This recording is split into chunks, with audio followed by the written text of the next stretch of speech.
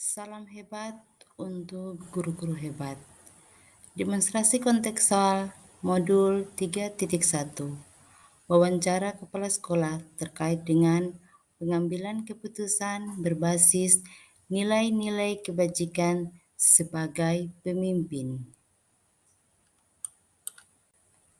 Perkenalkan, Sumiati Zainuddin sebagai fasilitator, Pahlawan Rambe, Kepala SMP Negeri 1 Bulagi, Nejina Camana, Kepala Sekolah SMP Negeri 3 Bulagi, Gunduris Nukeseng, pengajar praktik, dan saya, Noenstina Jabangka, JGP Angkatan 7, Kabupaten Banggai Kepulauan.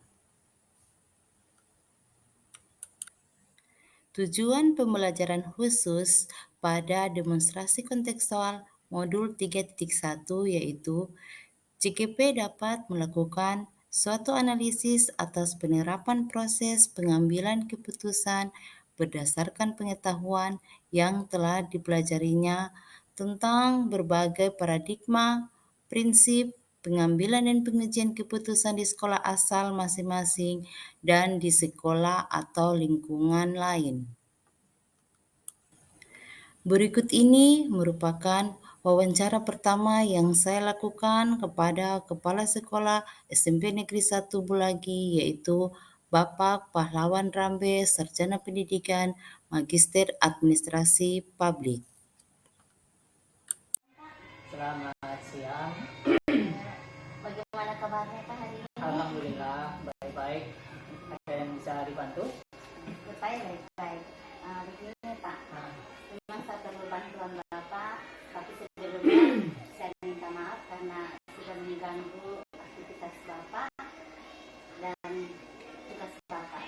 Di sini Pak ada tugas saya sebagai CGP calon kepala di Angkatan ke-7 ini. Iya. Tugas demonstrasi kontekstual di mana tugas kami diminta untuk wawancara kepala sekolah asal sekolah kami sendiri, kemudian sekolah lain juga dalam rangka praktik pengambilan keputusan berbasis nilai-nilai kebajikan yang ada di sekolah Bapak. Bolehkah saya mengajukan beberapa pertanyaan kepada Bapak? Boleh, silakan. Kalau boleh tahu Pak, sudah berapa tahun Bapak memimpin di sekolah ini di SMP Negeri 1 Bulagi Pak? Saya di sini mulai dari tahun 2013. Sudah berapa tahun ya? Berarti sudah hampir 10 tahun ya Pak? Iya. Hampir 10 tahun. Di dalam hampir 10 tahun Bapak memimpin di SMP Negeri 1 Bulagi ini, adakah kasus-kasus yang Bapak hadapi atau Bapak temui sebagai pemimpin di mana kasus itu membutuhkan penyelesaiannya Pak? Iya. Nah, jadi kalau berbicara kasus yang ada di sekolah itu memang kadang ada kita temukan, tetapi selama ini kasus yang kita temukan bukan kasus yang berarti yang harus kasus hukum atau bagaimana. Itu hanya merupakan kasus-kasus pelanggaran data tertib sekolah saja, dan mungkin kadang ada masalah-masalah dalam pengambilan keputusan dengan teman-teman guru, ada masalah-masalah siswa. Nah, itu hanya masalah-masalah kecil seperti itu. Kalau Bapak kasusnya itu berarti sebuah dilema etika itu atau bujukan moral Pak? Ya. Dari beberapa kasus yang ada, kita ambil contoh misalnya satu kasus anak yang bermasalah dalam proses kenaikan kelas. Tentunya itu kayaknya itu masuk pada dilema etika ya, kalau tidak salah. Boleh Pak ceritakan kasusnya secara mendetail? Begini, pada saat rapat Dewan Guru untuk kenaikan kelas seperti tahun kemarin ini, ada satu kasus anak yang mana anak ini terbentur dalam kenaikan kelasnya masalah kriteria kenaikan kelas, khususnya pada salah satu kriteria yaitu persentase kehadiran selama proses pembelajaran, di mana di dalam aturan itu ataupun kriteria itu 80% 50% kehadiran siswa itu adalah merupakan syarat untuk kenaikan kelas. Sementara ini seorang anak ini tidak sampai 80%, sementara kriteria yang lain termasuk nilainya sangat-sangat baik. Sebenarnya hanya itu penggantiannya, sehingga memang sangat dilematis. Jadi dalam proses itulah sehingga ada serupa dilema, kita mau naikkan melanggar aturan, kita mau tetapkan aturan, ada rasa kasihan juga sama si anak kan, begitu kira-kira kasusnya. Boleh Pak ceritakan bagaimana Bapak menyelesaikan kasus seperti yang tadi Bapak sampaikan tentang kasus si anak itu yang terbentur dengan aturan naik kelas, sementara nilainya itu di satu sisi bagus, di satu sisi masih kasihan. Iya, jadi begini. Pada saat rapat kenaikan kelas itu, si wali kelasnya sudah sampaikan bahwa ada satu anak yang tidak bisa naik kelas karena alasan tadi itu melanggar tidak mencapai kriteria, khususnya tadi dalam kenaikan kelas dalam persentase kehadiran itu. Nah, jadi itu berkembang pada saat rapat. Kemudian di rapat itu saya sebagai kepala sekolah mencoba kembali untuk melemparkan masalah ini ke teman-teman semua di forum. Maksudnya perlu kita bicarakan mungkin karena ini kasusnya hanya sedikit. Karena di situ saya sebagai kepala sekolah meminta kepada wali kelas, kemudian guru BK-nya mengungkap kembali apa sebenarnya masalahnya selama ini si anak ini tidak hadir seperti itu. Nah, ternyata setelah wali kelas menceritakan, dia juga sudah sering konsultasi dengan orang tuanya, didukung juga data dari BK. Ternyata diketahui anak ini adalah anak dari seorang ibu yang sudah janda dan tidak mempunyai penghasilan yang tetap. Sehingga si anak ini ternyata kadang setiap hari terpaksa membantu orang tuanya untuk mencari uang lah, kata kasarnya seperti itu. Dan kadang si anak ini karena dia laki-laki sudah ikut-ikut mobil jadi karnet untuk mencari uang. Sehingga rupanya itu menjadi kendala, sehingga anak ini tidak bisa memenuhi kehadirannya di sekolah. Nah, terutama tadi dalam kriteria kenaikan kelas itu. Nah, sehingga dengan pertimbangan seperti itu kita akan rasa kasihan juga. Jadi dilema memang.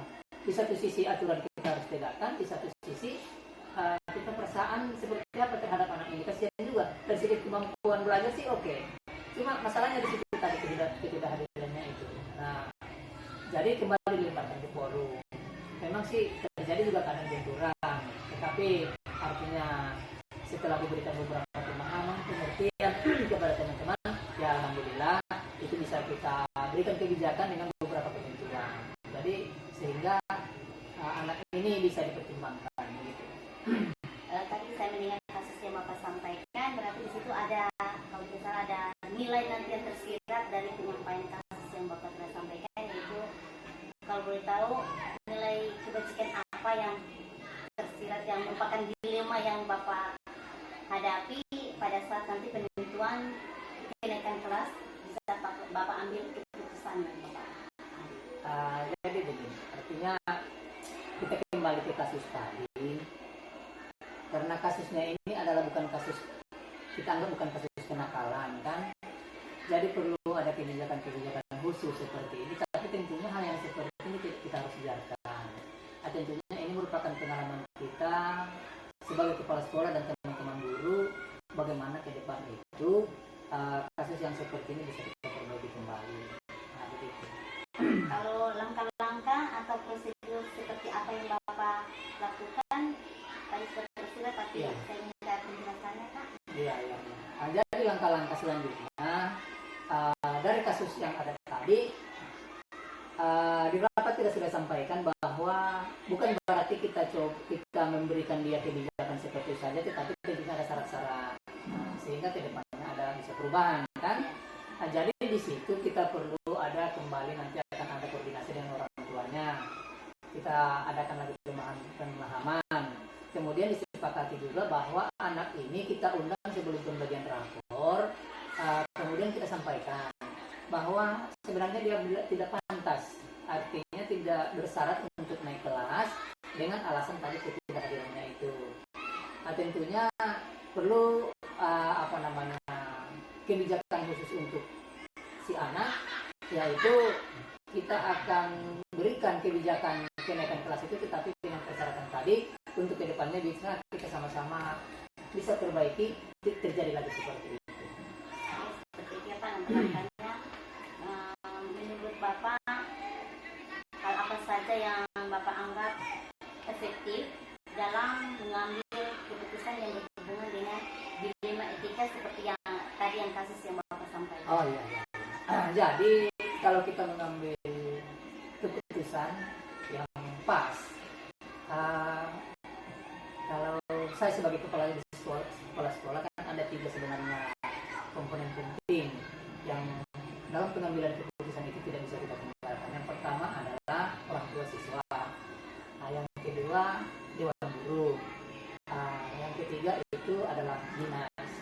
Tapi selama ini kasus-kasus yang ada terjadi di sekolah, terutama kasus anak tadi yang kita bicarakan, ini hanya pada 2 komponen saja tadi sudah bisa diselesaikan, yaitu kita undang orang tuanya, kita berikan pemahaman, kemudian di dalam rapat dewan guru, dan saya kira itu adalah merupakan pengambilan keputusan yang sangat tepat karena di situ ada musyawarah dan mufakat. Jadi dari kasus yang Bapak sampaikan jelas dalam Bapak menghadapi kasus pasti ada tantangan yang Bapak hadapi. Ya. Sebagai seorang pemimpin, kalau boleh tahu Pak, tantangannya seperti apa yang sering Bapak hadapi dalam mengatasi kasus yang berhubungan dengan dilema etika? Iya. Memang kadang begitu. Seperti tadi yang saya sampaikan di dalam rapat, jelas itu ada yang pro kontra kan. Jadi kita juga dalam sesuatu pengambilan keputusan itu pasti juga ada yang pro, ada yang kontra. Tetapi itu adalah hal yang lumrah dalam suatu pengambilan keputusan kan. Tentunya keputusan yang kita ambil, seperti yang saya sampaikan tadi, kalau kita mengambil keputusan jangan sendiri-sendiri, tetapi kalau kita sudah mengambil keputusan dalam forum rapat seperti dalam rapat dewan guru, karena di situ akan ada musyawarah. Dalam musyawarah itu akan menyimpulkan suatu kesimpulan disebut mufakat. Tentunya memang pro kontra itu ada saja, tetapi kalau sudah mufakat, saya kira diputuskan misalnya apa yang terbaik berdasarkan rapat, walaupun ada yang kontra, tetapi itu kan bisa kita tinggal berikan pemahaman. Jadi biar bagaimana itu mereka akan tetap terima dulu apa keputusannya. Kalau begitu dari kasus yang biasa Bapak hadapi, jelas Bapak memerlukan tata cara atau jadwal tertentu dalam menyelesaikan kasus yang Bapak hadapi. Ya. Boleh tahu apakah Bapak memiliki waktu misalnya setelah rapat atau dalam rapat, atau seminggu saya butuh menyelesaikan kasus ini atau beberapa hari? Oh begini. Kalau dalam penyelesaian kasus tidak ada terjadwal. Ya, tidak ada terjadwal. Begitu ada kasus kita harus cepat selesaikan. Ya, tidak harus ada penjadwalan dan tidak menentukan waktu harus kapan selesai. Dan jelas kalau ada kasus kita upayakan secepat mungkin bisa diselesaikan. Berdasarkan kasus ini saja. Ya, berdasarkan kasus. Faktor atau sesuatu yang mendukung Bapak untuk menyelesaikan kasus-kasus dilema yang Bapak hadapi? Oh iya. Itu tergantung kasusnya. Dan seperti yang saya sampaikan tadi, kita kan di sekolah kebanyakan cuma kasus anak-anak kan, dan itu tidak termasuk kasus kriminal yang melibatkan kepolisian atau apa saja. Jadi tentunya kita kembali tadi bahwa ada 3 komponen penting yang harus selalu kita jadikan tumpuk musyawarah, yaitu orang tua, guru, dan dinas. Jadi selalu kita meminta bantuan keputusan dari sana, sehingga apapun yang kita putuskan itu kan keputusan bersama. Jadi sehingga di belakang nanti tidak ada masalah. Kalau seperti itu, berarti tadi Bapak sudah sampaikan kasus yang pernah Bapak hadapi, tantangannya, bagaimana cara pengambilan keputusan yang Bapak jalankan. Ya. Kemudian dari situ pembelajaran yang baik yang bisa Bapak petik dari kasus yang ada, boleh kita berbagi Pak? Ya begini, artinya dari setiap masalah yang kita hadapi, tentunya kita punya langkah-langkah tertentu dalam penyelesaian. Tentunya dari berbagai itu adalah merupakan pengalaman penting bagi kita, sehingga jika ada masalah-masalah ke depannya, kasus-kasus apapun pasti akan gampang kita selesaikan. Jadi itu merupakan pengalaman penting untuk kita kalau ada kasus seperti itu. Oke, sampai di sini Pak. Terima kasih Bapak sudah menyediakan waktunya, dan saya juga banyak belajar dari Bapak bagaimana cara mengambil sebuah keputusan yang mengandung nilai-nilai kebajikan. Iya. Terima kasih Terima Pak. kasih, terima kasih. Ya, sukses selalu. Setelah melakukan wawancara pertama, saya melakukan lagi wawancara yang kedua, yaitu kepada Kepala Sekolah SMP Negeri 3 Bulagi, yaitu Bapak Nejinot Samana. Selamat pagi Pak. Selamat pagi Bu, Bagaimana kabarnya Pak hari ini? kabar baik. Syukur ya Pak, kabar baik ya. Kalau keluarganya Pak, bagaimana kabarnya Pak? Sehat-sehat baik-baik semua. Begini Pak, sebelumnya saya minta maaf sudah mengganggu waktu Bapak ya. Ini Pak, ada tugas wawancara saya sebagai guru penggerak angkatan ke-7. Tugas wawancara saya ini mewawancarai kepala sekolah tentang bagaimana pengambilan keputusan berdasarkan nilai-nilai kebajikan yang ada. Boleh saya mengajukan beberapa pertanyaan kepada Bapak ya? Silakan kalau ada yang bisa saya bantu. Kalau boleh tahu sudah berapa lama Bapak menjadi kepala sekolah di SMP Negeri 3 Bulagi ini Pak? Ya, saya di SMP Negeri 3 Bulagi sesuai dengan SK Bupati itu pada tahun 2012. 2012 ya Pak ya? 2012 itu kurang lebih 11 tahun. Kita mengabdi di sini sebagai kepala sekolah. Selama 12 tahun itu ya Pak, kurang lebih ya. Selama 12 tahun ini, apakah ada Bapak pernah menemui kasus-kasus yang Bapak hadapi sebagai seorang pemimpin di sekolah ini Pak? Tentunya banyak kasus yang kami hadapi di sini. Nah, kasusnya berarti membutuhkan penyelesaian ya Pak? Iya. Oke. Kalau boleh tahu, kasus yang membutuhkan penyelesaiannya itu seperti apa yang Bapak hadapi? Salah satunya ada guru yang kurang masuk sekolah, termasuk melaksanakan tugasnya di dalam kelas mengajar. Oh, ada guru yang kurang. Itu kira-kira Pak masuk di Bapak yang Bapak hadapi kasusnya itu masuk di dilema etika atau bujukan moral ya Pak? Kalau tidak salah dilema etika. Oh, berarti yang kasus Bapak hadapi ini yang biasanya yang guru yang tidak masuk itu masuk di dilema etika ya Pak ya? Berarti kasusnya sama-sama benar ya? Keduanya benar. Oke, kalau seperti itu boleh Bapak ceritakan kasusnya secara mendetail seperti apa? Jadi sesuai dengan tadi yang saya sampaikan, salah satunya adalah guru yang tidak masuk ini alasannya karena sakit. Memang sakit karena ada keterangan dokter, namun sudah sampai berapa tahun ya, tetap sakit. Jadi artinya sakitnya ini kalau kita lihat memang betul dia sakit. Kemudian karena dia tidak melaksanakan tugasnya dengan baik, untuk mata pelajarannya saya serahkan ke guru lain, termasuk guru PNS atau ASN dan juga guru honor. Namun menurut teman-teman ya, sakitnya ini kan ada juga memang sakit benar, tapi ada juga yang memang sudah sehat tapi dia tidak datang di sekolah untuk melaksanakan tugasnya. Jadi kami sebagai kepala sekolah juga sudah pernah memanggil, kalau memang sudah merasa bisa laksanakan tugasnya di dalam sekolah dan di dalam kelas anak mengajarnya itu. Jadi menurut penilaian teman-teman, mungkin ada saatnya memang dia sakit, tapi ada saatnya juga dia bisa melaksanakan tugasnya di sekolah. Dia sakit tapi bisa dia sehat, dia tidak datang di sekolah. Iya. Oke, kalau seperti itu berarti itu Pak dilema etikanya Ya. berarti di situ ada nilai-nilai yang bertentangan ada nilai jangka panjangnya atau melawan jangka pendek lawan jangka panjang ya Pak ya. Kalau seperti yang kasus yang tadi Bapak ceritakan, kalau boleh tahu Bapak menyelesaikannya dengan cara seperti apa? Yang pertama tentunya kita memanggil yang bersangkutan, Kemudian kemudian memberikan pembinaan, arahan, ya, menyampaikan.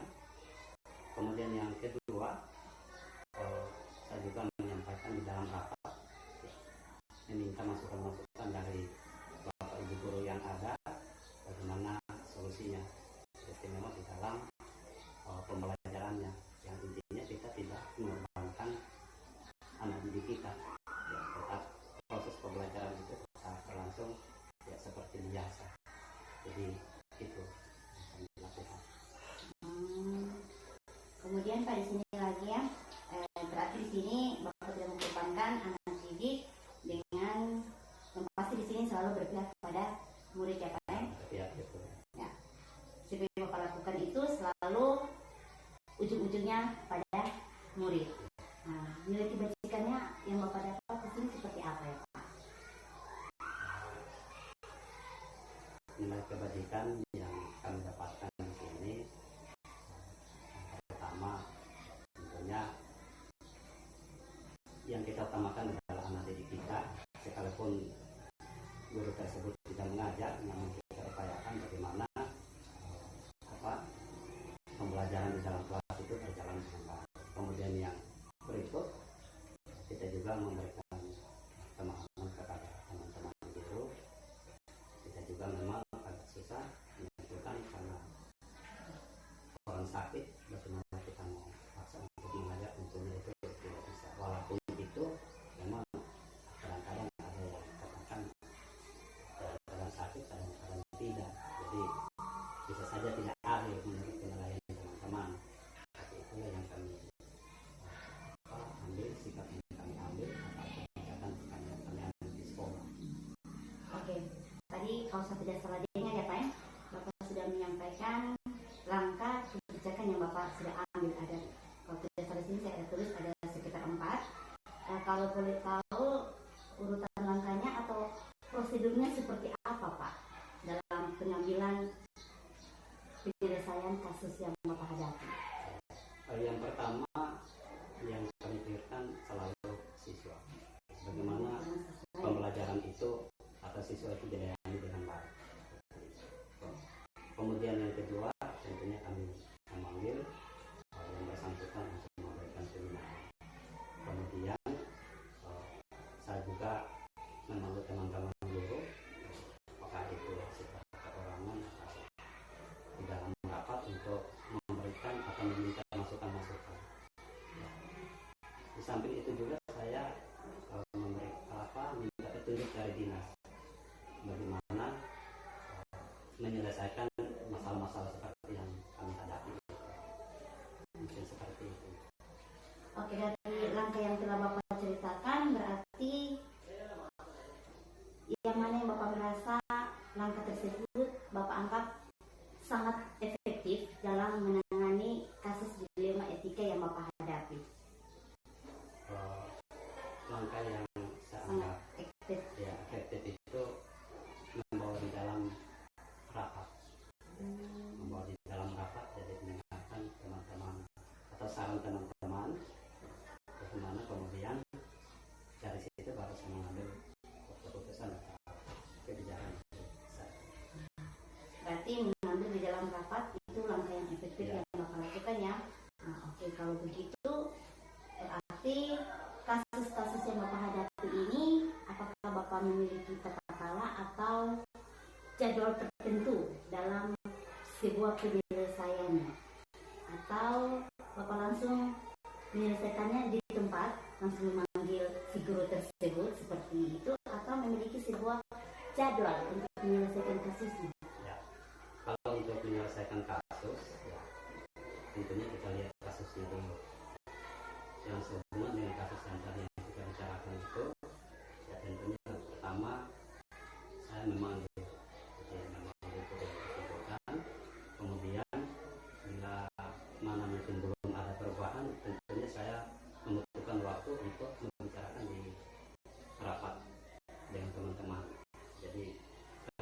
kasusnya, tergantung kasusnya. Kadang-kadang langsung kita panggil, kita tindak pada saat itu, tapi ada juga yang memang kita butuh waktu karena ada pertemuan-pertemuan atau minta petunjuk dari dinas seperti itu. Adakah seseorang atau faktor-faktor yang selama ini mempermudah atau membantu Bapak untuk menyelesaikan kasus-kasus yang Bapak hadapi? Jadi ya, tentunya banyak kasus yang kita hadapi namanya sebagai kepala sekolah. Yang sering saya lakukan itu saya meminta kepada teman-teman guru untuk meminta bagaimana saran atau masukannya, apakah itu lewat tugasnya mereka, misalnya sebagai wakase atau kurikulum atau tugas yang lain.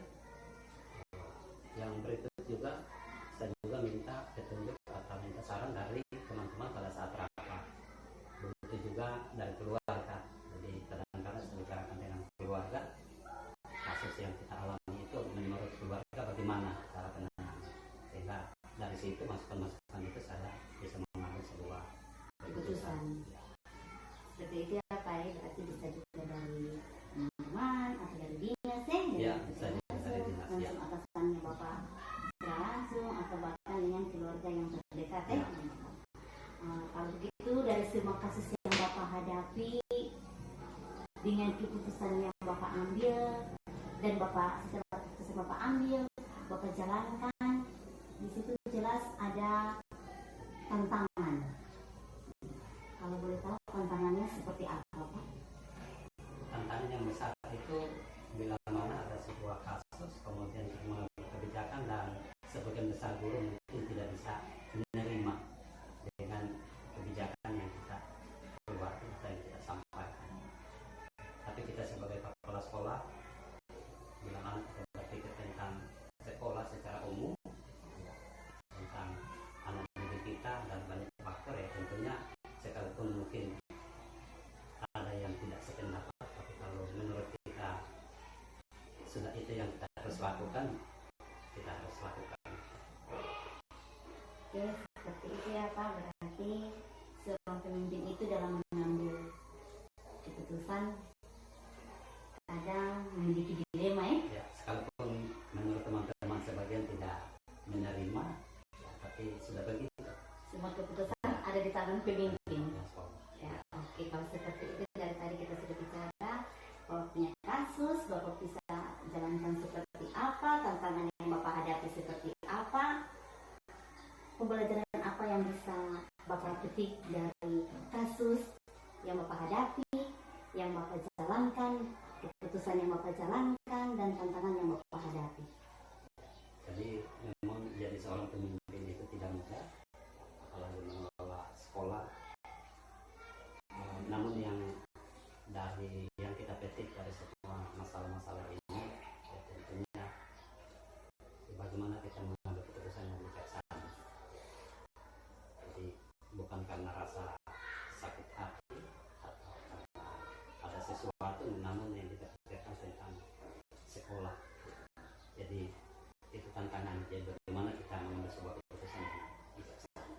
Pembelajaran yang Bapak ambil, semua keputusan itu diambil dari yang Bapak sampaikan bahwa itu adalah selalu dan selalu untuk sekolah. Di dalamnya ada murid. Ya. Oke, Paling utama ya. ya paling utamanya adalah murid ya. Oke, terima kasih Pak sudah menyediakan waktunya di tengah-tengah kesibukan Bapak menjalankan tugas Bapak sebagai pemimpin di SMP Negeri 3 Bulagi. Selamat pagi Pak. Selamat pagi, terima kasih. Terima kasih Pak. Setelah melakukan wawancara, saya merefleksi hasil wawancara dari kedua kepala sekolah tersebut. Refleksi pertama yaitu hal-hal menarik apa yang muncul dari wawancara tersebut. Pertanyaan-pertanyaan mengganjal apa yang masih ada dari hasil wawancara bila dibandingkan dengan hal-hal yang Anda pelajari seperti 4 paradigma, 3 prinsip, dan 9 langkah pengujian. Apa yang Anda dapatkan? ada hal menarik yang saya temukan dalam proses wawancara pada Bapak Pahlawan Rambe dan Bapak Nijinut Samana. Keputusan yang diambil berdasarkan paradigma dilema etika. Mereka sama-sama menggunakan paradigma rasa keadilan lawan rasa kasihan.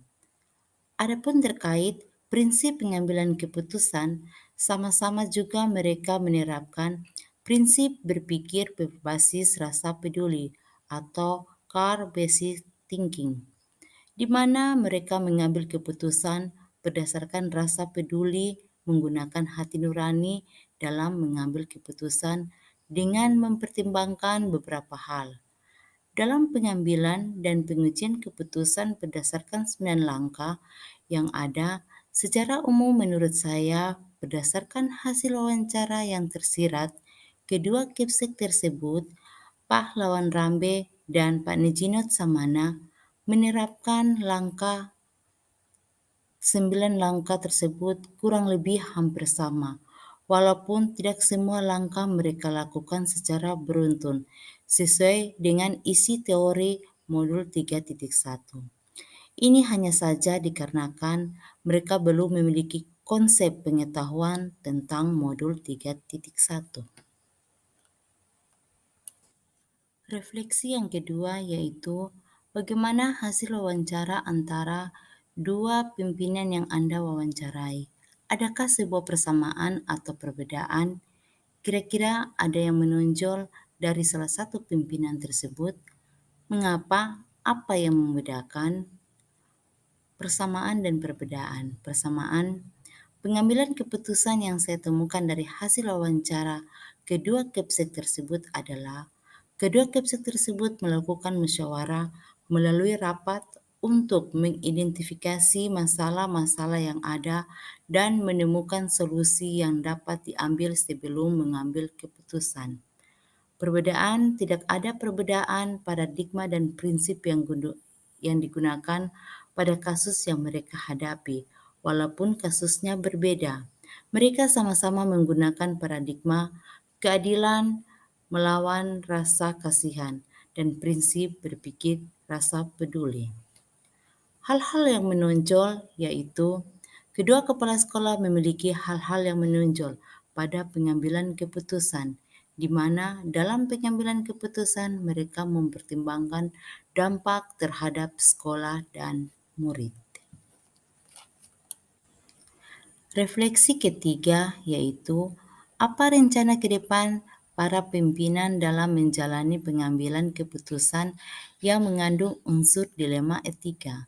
Bagaimana mereka bisa mengukur efektivitas pengambilan keputusan mereka.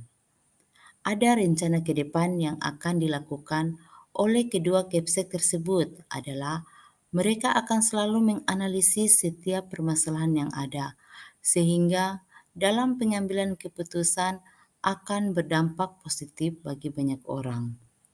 Kedua Kepsek tersebut akan mengukur efektivitasnya dalam setiap pengambilan keputusan melalui refleksi atas keputusan yang diambilnya, sehingga pada setiap pengambilan keputusannya akan memberikan dampak bagi sekolah dan murid. Refleksi yang keempat yaitu bagaimana Anda sendiri akan menerapkan pengambilan keputusan dilema etika pada lingkungan Anda, pada murid-murid Anda, dan pada kolega guru-guru Anda yang lain. Kapan Anda akan menerapkannya? Untuk mengambil keputusan dilema etika, baik pada lingkungan, pada murid-murid, dan pada kolega guru-guru, yang pertama saya lakukan adalah menganalisis kasus yang terjadi dengan mengacu pada 4 paradigma dilema etika, 3 prinsip berpikir dilema etika, dan 9 langkah pengambilan dan pengujian keputusan secara sistematis yang ada di modul 3.1. Kapan akan saya melakukannya? Saya akan melakukannya atau menerapkannya mulai sekarang jika saya menemukan kasus-kasus yang berhubungan dengan dilema etika. Demikian tugas demonstrasi kontekstual modul 3.1 yang saya buat. Salam guru penggerak, tergerak, bergerak, menggerakkan.